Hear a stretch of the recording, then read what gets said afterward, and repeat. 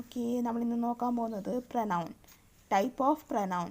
ഒന്നാമത്തേത് interrogative pronoun. Which is your cap? Demonstrative pronoun. Example, those people are rich. Relative pronounced. Example, I know the boy who is playing.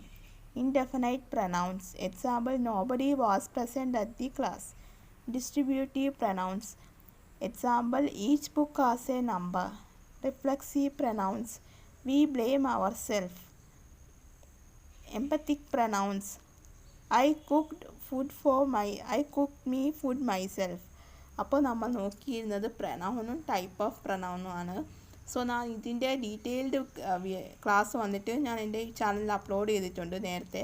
So അതിൻ്റെ link ഞാൻ ഇതിൻ്റെ description ബോക്സിൽ mention ചെയ്യാം.